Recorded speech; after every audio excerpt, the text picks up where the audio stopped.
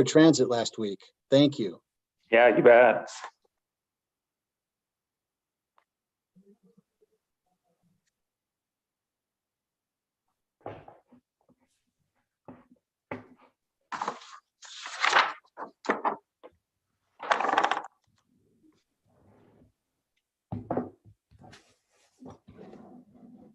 We're now live, so you can go ahead and start the meeting.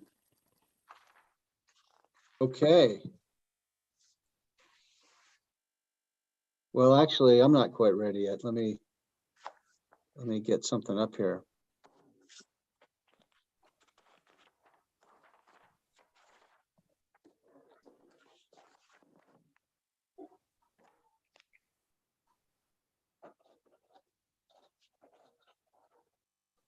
Okay, are we ready to start? Yes, you are. I'd like to call our projects committee meeting to order and ask for a roll call of our committee. Livermore alternate Gina Bonanno, Here. Director Brown, Here. Vice Chair Josie, Here. Chair Hubbard. Here. We have a quorum. Very good. And just note and welcome the new member from Livermore, Gina Bonanno. Welcome. Thanks for joining us. Thank you for having me. I look forward We to now it. have the meeting agenda item number 3, where we open to public comment. Members of the public who would like to speak on an item not on the agenda. Do we have any speakers who have indicated wanting to speak? So we have no attendees at this meeting, and I didn't receive any public comment via email. Excellent. Very good. With that said, item 4 is minutes of the February 22nd meeting of the committee. I'll make a motion that we approve. Is there a second? Brown seconds. Very good. Can we have a roll call vote to approve the minutes? Livermore alternate Gina Bonanno, Abstain? Director Brown, Yes. Vice Chair Josie, Yes. Chair Hubbard. Yes. Motion passes. Very good. Item 5 is Executive Director's report. I see for information. Do we have a report, Mr. Tree? Yeah, good afternoon, everybody. This is definitely probably unusual to not have any action items really other than an informational item on the executive director's report. So there's a lot going on. I put kind of the key highlights, I think, in the executive director's report. I probably should put a few more pictures. This thing just kind of goes on and on. But thought I'd go through each one of them just rather briefly, and then we have staff here who can assist with the details if you have some questions or comments with them. Just kind of starting off with perhaps what's the most important, and that is your ridership on your fixed route system. Basically, it's trending upward, not by a bunch, but as you can see from the information in the staff report, we were at a pretty low average in April of 2020, 750 a day. And then we have slowly seen that basically double over the past year. But it pales in comparison to where we were pre-COVID with approximately, a little over 7,000 rides pre-COVID. So I think, I think that ridership will steadily increase and perhaps gain magnitude as we move forward with folks getting vaccinated. We continue to have all of the kind of the steps in place to what's the right word I'm looking for, to clean the bus, to geez, help me out, staff, to disinfect. That's the word I'm looking for. These buses daily and also throughout the day. So I think there's a fairly decent comfort level from the public that the buses are clean, that they're disinfected. We have been hearing more and more information from the CDC that COVID is spread primarily through the air rather than through touching a surface. And so the disinfecting, we're really evaluating that disinfecting that we're doing with the buses, and perhaps even more so, we're evaluating the air within the bus and how to disinfect that air. So we have on the agenda, just as soon as I'm done, just a quick presentation of some air purifiers that we've been evaluating that bring in the air and purify the air. Other than that, you can see, I think things are going well with the school services update. We've been able to meet the demands. Tony McCauley, your director of planning, has been working really closely with the school districts. So I think things are going well there as they begin to ramp up as well. Paratransit services, that's your door-to-door service for the senior and disabled. That's taken a big hit, obviously, as you're aware, with COVID, the pandemic. But as you're aware, on April 1st, we entered into a partnership with Central Contra Costa Transit Authority, better known as County Connection. So that went well, that transition from running our own paratransit program to actually partnering with County Connection.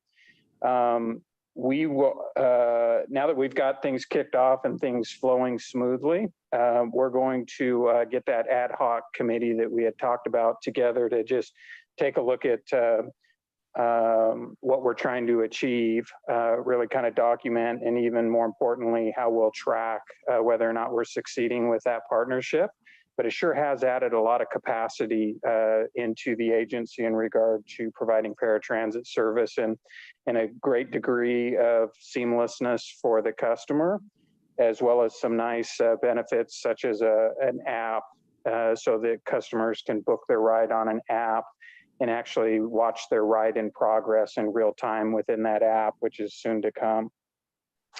We have a lot of capital projects. I noted the rapid bus stop improvements on Santa Rita that we have been working on. That project's coming to a conclusion, but also to note that there's an additional $4.3 million set for bus stop improvements that will soon be, we've requested and soon would be awarded for the agency to do even additional future bus stop improvements. So I've got some information there in regard to that 4.3 million, mostly for continuing upgrades of your rapid routes, which is your premium service. It has, once we get back to pre-COVID levels, that 15-minute all-day service. Flipping the page, we have the earmarks and the reauthorization process that's ongoing. Congressman Swalwell will be introducing to the T&I committee back in Washington, which is your Transportation and Infrastructure Committee. He'll be introducing Atlantis, the operation and maintenance facility for LAFTA, into the 5-year reauthorization bill to see if he can get that into that bill in an amount of $10 million. So get you about halfway home between what we see in reserves for the project and that $10 million. When you combine those two, gets you about halfway there. It's about a $33 million project. But you know what I think is important about that, and why I think it'll get traction as Congressman Swalwell introduces that to the T&I committee and it goes from there, is that that's a project that's very important for you infrastructure-wise to get into your zero emission technology with your buses, whether that's battery electric buses or a similar technology of electric buses through hydrogen.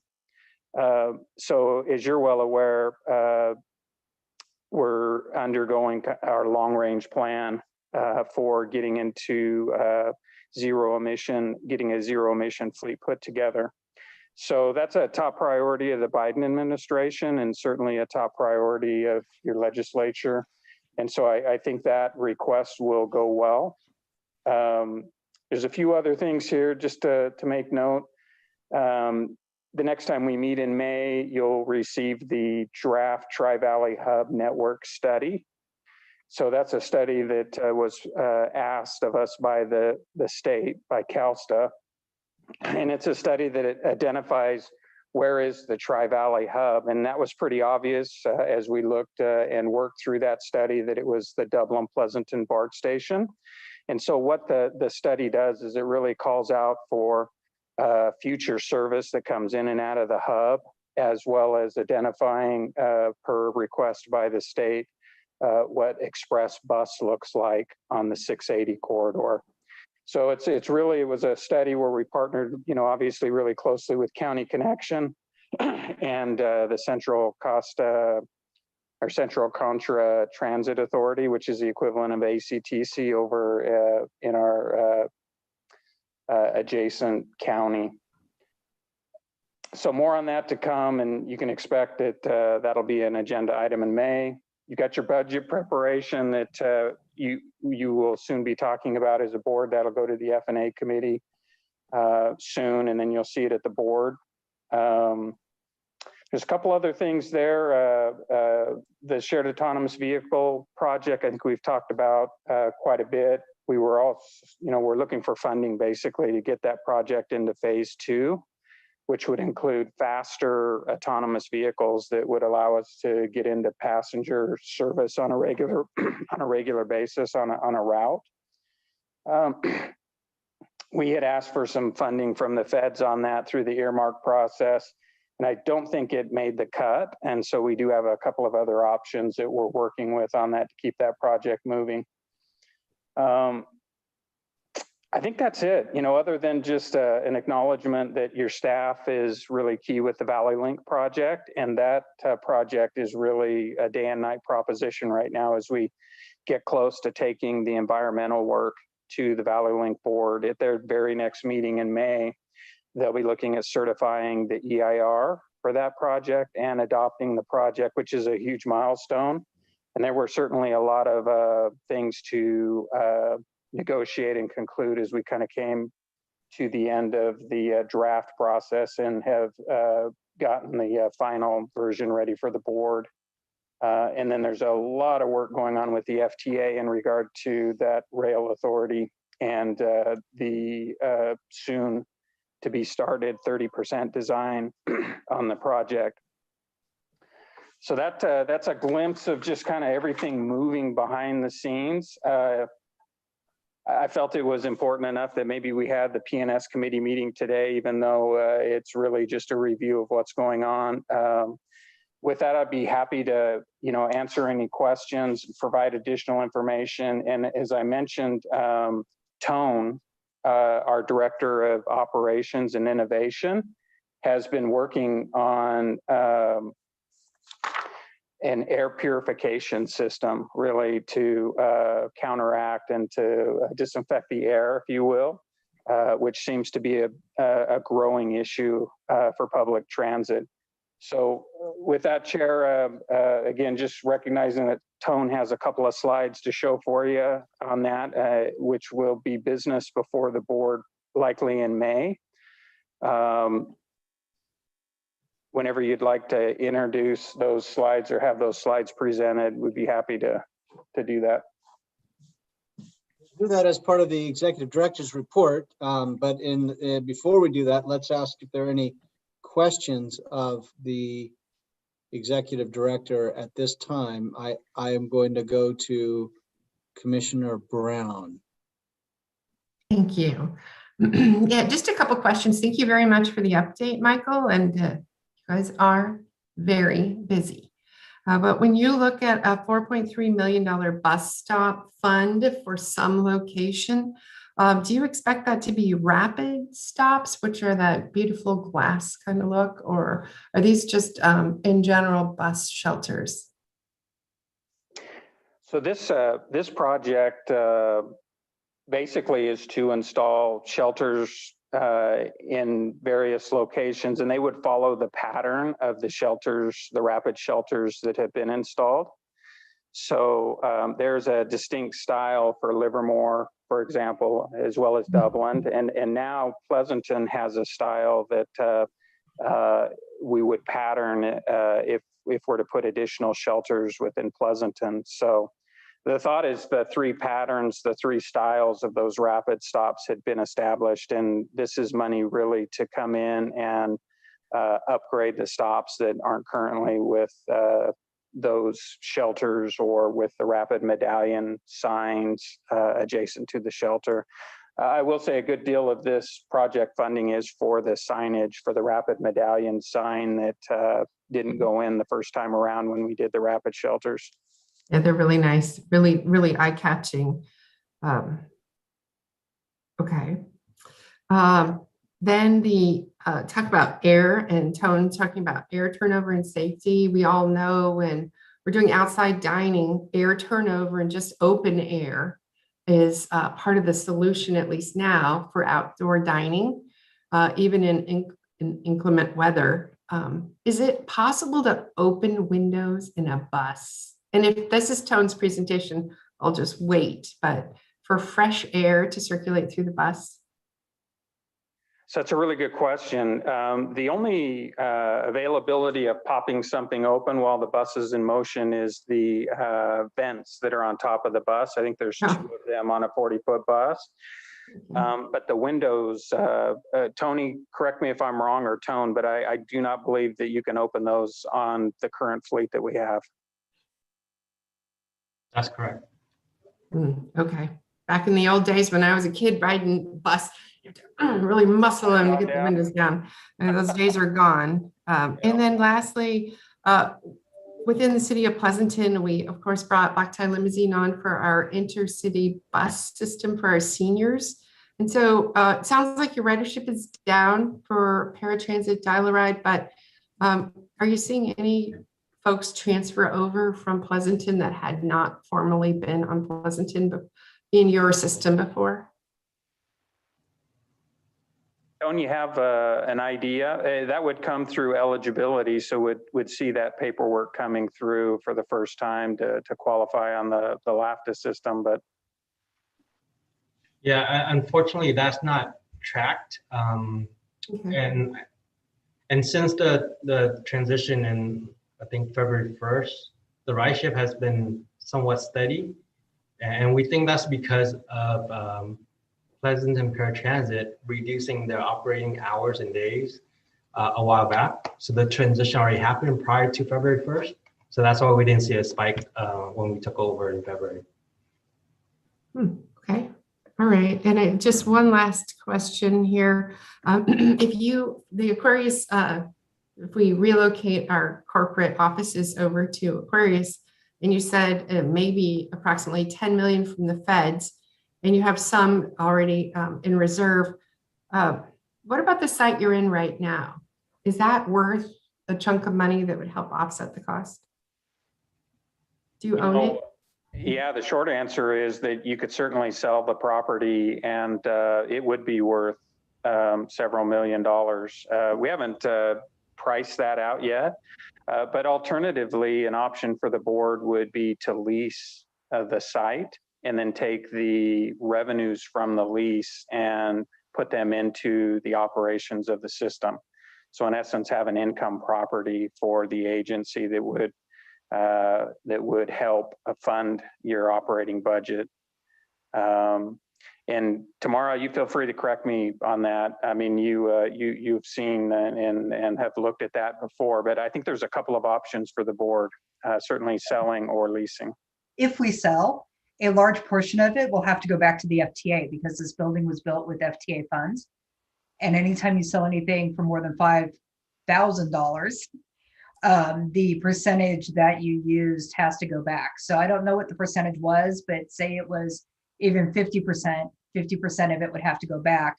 Whereas if we leased it out, 100% of those funds, provided they're used for transit, but that's all we do here, could go into our operation. So it's kind of one of those things because this building's getting older, the expenses are there, but at the same time, we kind of lose the money if we sell it. So it's something we'll have to decide when the time comes. That is really interesting. So just a follow-on question, if I may, Chair. Governor David went. Okay. Do you have to rent it to transit? Because now you're one level removed from utilizing FTA funds for transit. No, as long as the money that's generated is used for transit, you're okay. Hmm. Yeah, because that would be Interesting. difficult because there is no other transit. Yeah, yeah. Well, black tie limousine or somebody, but yeah. Okay, no, it's the answer. So I appreciate that. All right, so we got a gap and we need to find some funds. Is that something I know the finance group will be looking at, but could you get a bond fund or something for that difference, like the 10 or $15 million if there's a shortfall? We could, we've talked about this at staff level on a couple of occasions and in a couple of different settings, but with the Biden administration, for example, if there was a significant increase in funding from the federal government that was ongoing year by year, you could take that and use that to pay for a debt service from a bond or what have you. Mhm. I'm curious too. I mean, maybe tomorrow, but it would be something great to look into. If we lease the property out, could we use those revenues from the lease to offset debt to get into Atlantis on an ongoing basis to get over there quicker and realize some of the benefits of being in the new facility? That is an excellent question that has never come up during any of my procurement classes or during the triennial classes. But it's something I can always run by the FTA and just kind of, well, they don't always like to give a committal type answer, but I can see if I can fish around and get a possible answer to that. Okay, and then I'll just one last final question. If you go to Atlantis, is there any possibility of sharing Valley Link space in Atlantis? Or would it just be for wheels? Or the existing facility that you're in now, would that be a Valley Link site? I guess eventually Valley Link will grow and it will need administrative support beyond borrowing from our left staff. Just looking at transit options for helping to facilitate the cost. If it's part of if Aquarius is Atlantis, excuse me, is part of Valley Link as a site, if that would help offset the cost that you're going to be hopefully getting funding for Valley Link. So I'm just trying to find creative ways to get you in that building sooner. So Yeah, some great thoughts there. And I think the answer is yes, it could. All right, thank you. So just to follow on that, could we look at leasing Valley Link space? Yeah, I think you could. We paused briefly during the EIR. The operations and maintenance center for Valley Link is actually scheduled, or it's actually being planned in Tracy, adjacent to the Mountain House station. That's where the city of Tracy provided at no cost to the Valley Link board 200 acres to put the operations and maintenance facility. And I would assume that your admin's probably going to want to be pretty close to that operations and maintenance facility. There's going to be a lot of action going on there.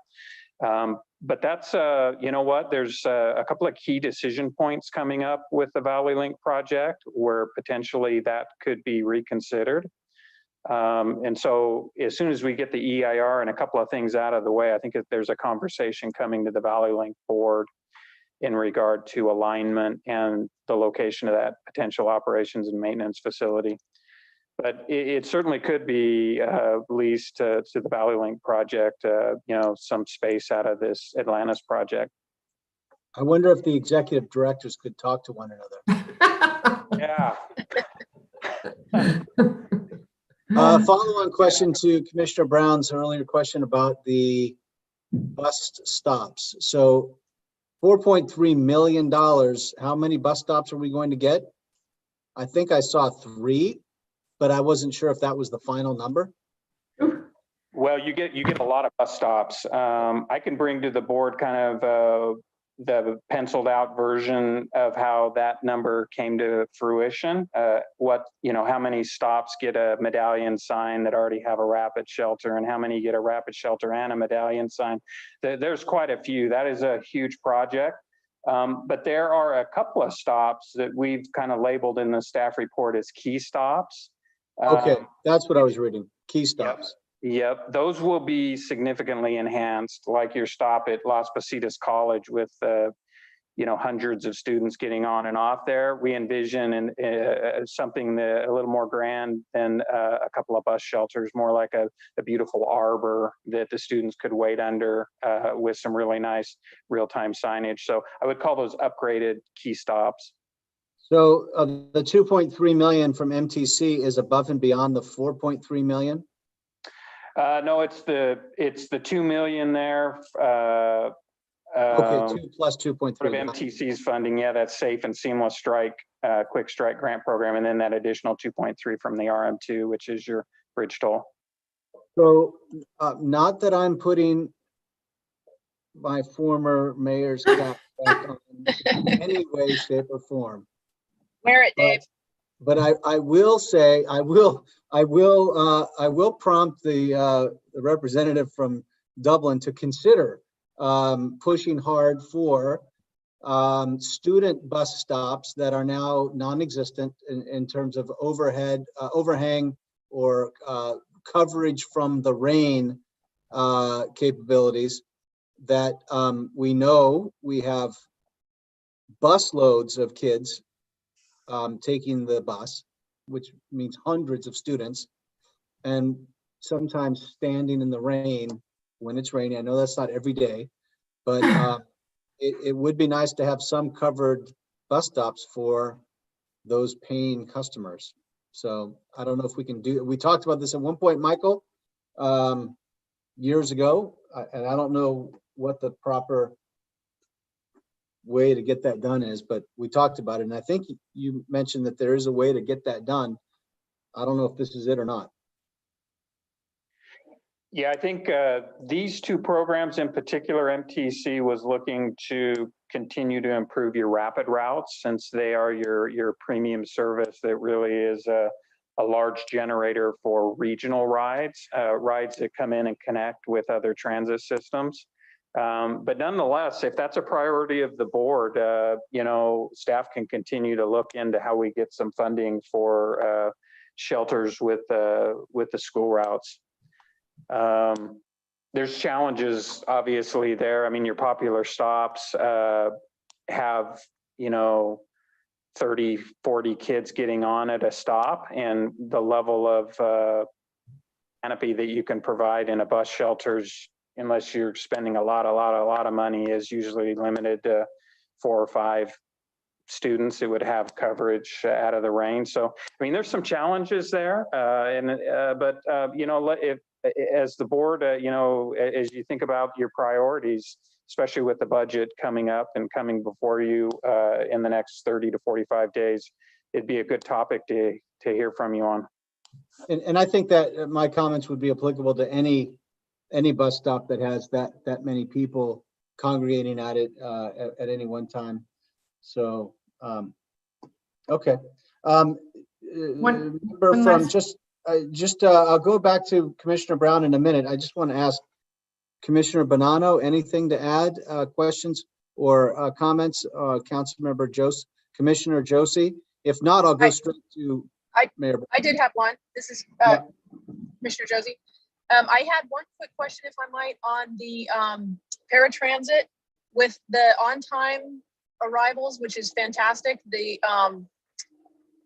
Was that a true apples to apples comparison? So it was pandemic level on-time arrival with our previous provider compared to on-time arrival with the new provider, and how much of the on-time arrival data do we think is due to decreased ridership because of the pandemic? Could you just address that just a little bit? Tony, you want to address Yeah, that? I can take that. So the comparison that we made was comparing the first couple weeks under the new contractor versus MTN performance during the COVID period. So it is okay, great. Apple. Wonderful. Commissioner Brown. Oh, I think Gina, no, okay. Thanks for asking. Oh, Gina, anything? No, Go ahead. I'm in listening and learning mode this evening, so I will never be shy about questions, but I don't have any right now. Thank you, though. So we've been doing this so many years. So looking back, and I love the new bus shelters on Santa Rita. The rapid shelters are gorgeous and such a dramatic improvement. But I did have one question. I noticed there's, and this is little, but I noticed there's 2 large garbage cans by each one. And for the life of me, I can't tell you why we would need 2 garbage cans by a bus shelter. And I'm asking the question sort of as a reduce of cost. Was that a requirement by the city in some way, or why is there 2 large garbage cans by each bus shelter? So I think the quick answer is that we haven't put decals on the shelters. There's some decals, and one of those is regular trash and one is a recyclable trash. Okay. So it'll have some recycling stickers on it here in the near future. So our contractor, I think, in general, we're trying to get them to make sure that if we can, that we separate the trash from the recyclables. And that makes it a little easier. Sense. Okay, that makes sense. I'll look forward to the stickers. All right, thank you. That's it. You For bet. me. That was really appropriate back when we would process recycling materials, but that hasn't happened for quite some time. We hope to get back to that point. Anyway, that's another commission that I sit on that I have to worry about. So called Stop Waste.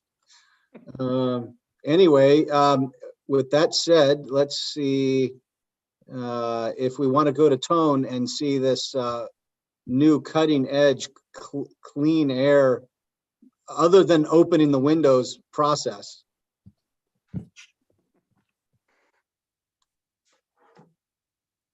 Okay, so let me pull it up. We used to open the windows, then we thought, well, now we're so sophisticated, we have air conditioning, and now we have COVID, so we want to open the windows again, but we can't. So that's where Tone comes in.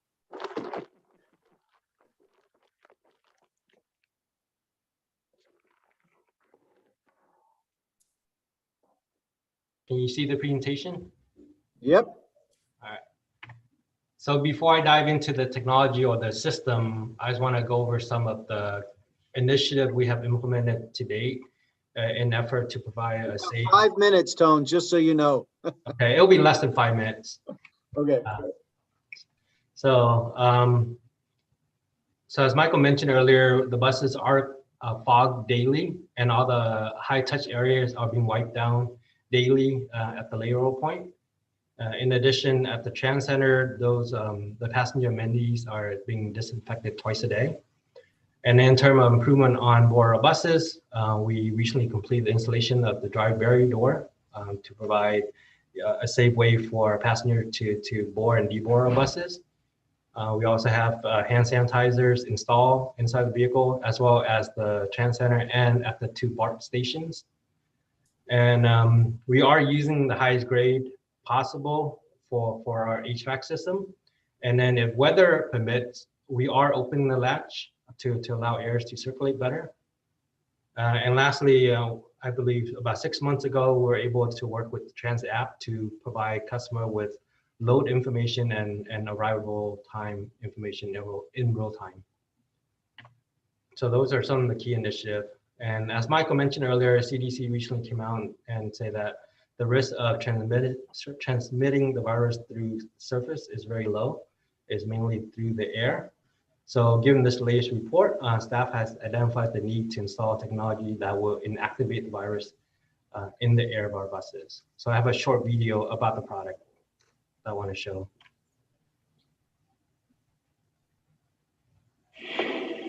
Public transportation moves millions and millions of people every day. When COVID hit, transportation in cities became the lifeline, getting people to and from essential jobs. Public transit is essential, and we needed a product that would alleviate some of the impacts of COVID on our ridership and allow people to return to public transportation. United Safety's Active Air Sanitation System with UV-PHI technology by RGF is beneficial for sanitation of air in any moving vehicle. These units pass untreated air over the active air purification system and out the other side.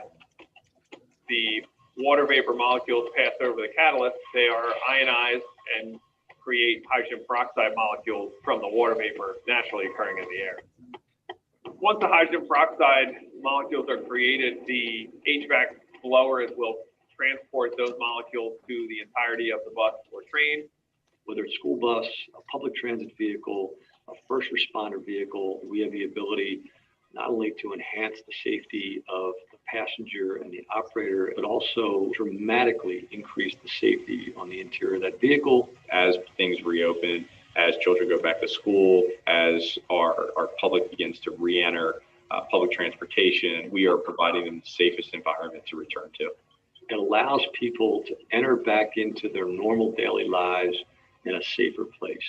And that's what we're passionate about.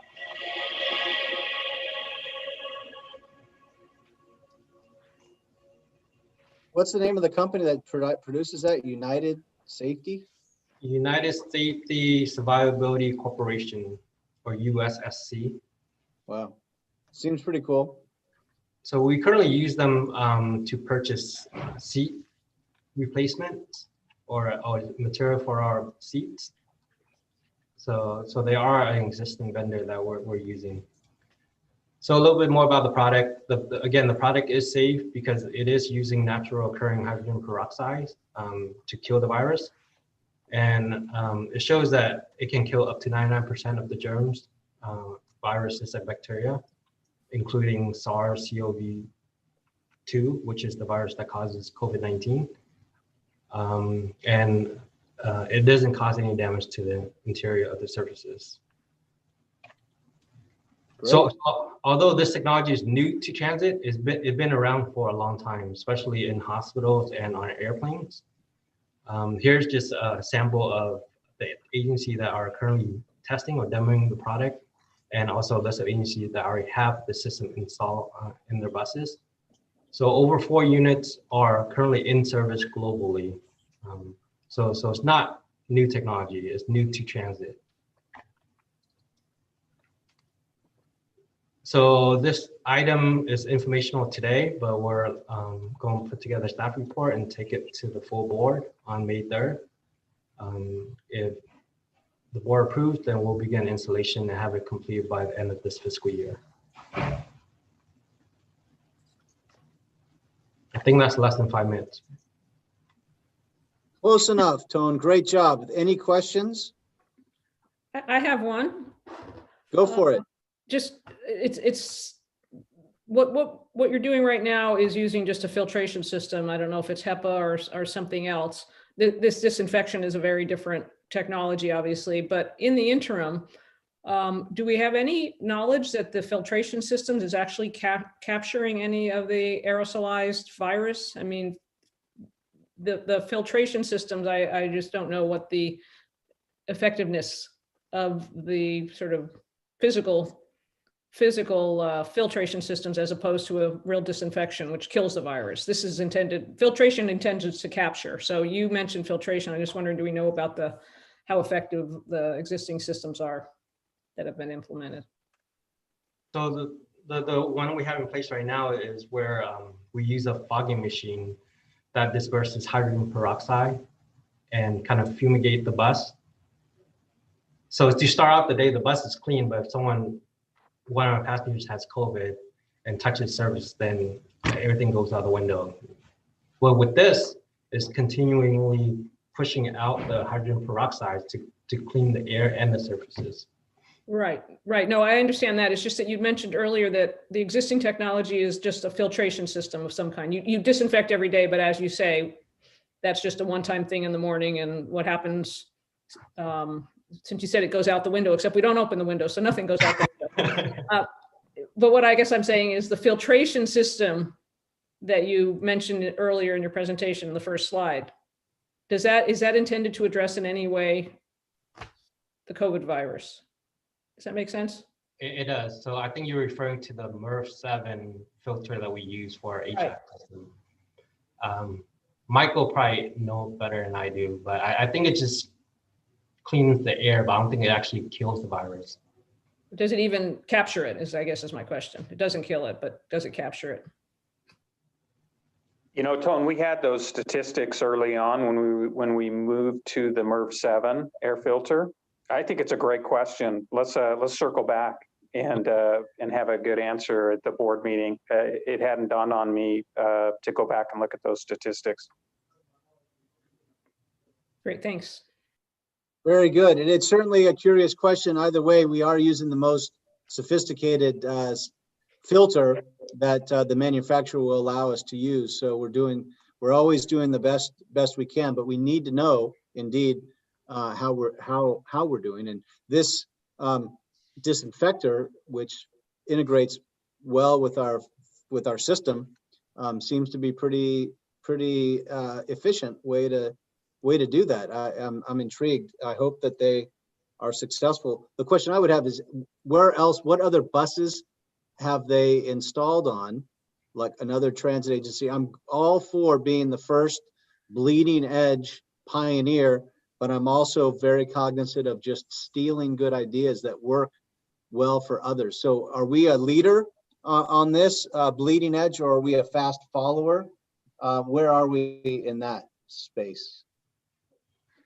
We're in the forefront, but we're not first. So Turlock in Stanislaus County has it.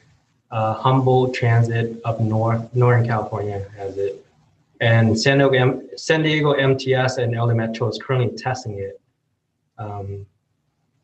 But it's being installed throughout the United States as we speak. Okay. All right. Well, kudos to Turlock. Hey, that's great. We can be a fast follower. I love it. That sounds interesting. What's the price point of these things? It's about $3,000 with installation per unit. Huh. What's the cost of a bus? I'm kidding. That's fine. That's we should talk to Gillig about getting these on their buses. What does Gillig think about this? They do have a partnership with Gillig, and this will be offered as an OEM as an option going forward. Wow. All right. Makes sense. Hey, what about Bay Area Air Quality? Another committee that I sit on besides Stopways. What about Bay Area Air Quality Management, Michael? Can we get them to pay for this? You know, it's a good question to ask. So yeah, we should ask. Our vision was to get this in as part of our pandemic,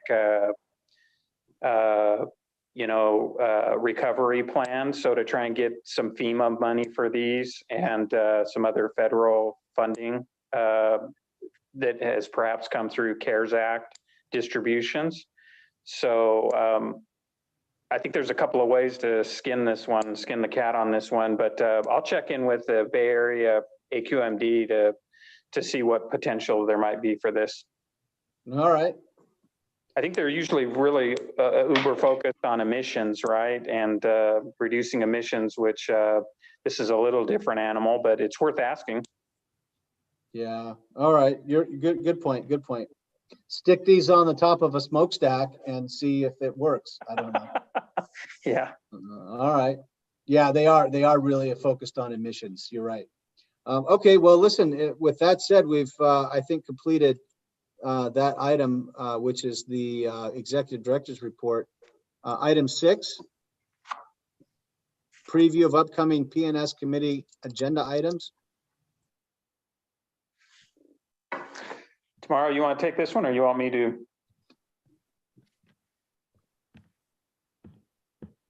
All you. This isn't my committee.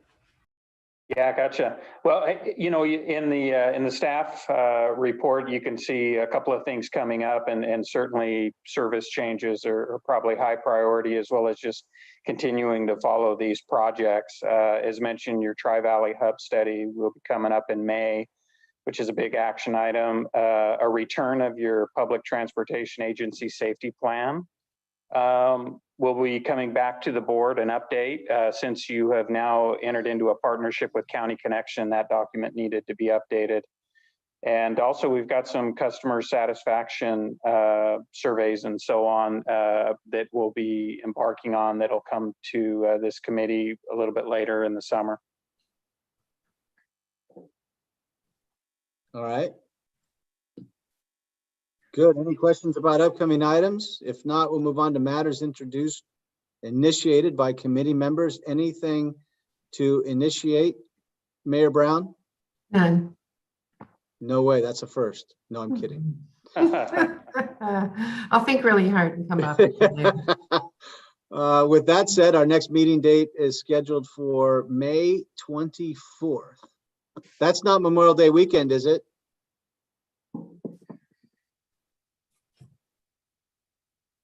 Anybody? No, the next one is 29. Memorial Day is on a Monday and it's It's the 31st is Memorial Day. Okay, so it's the 31st this year. Great. Just want to double check. And with that, we are adjourned. Thank you, everyone.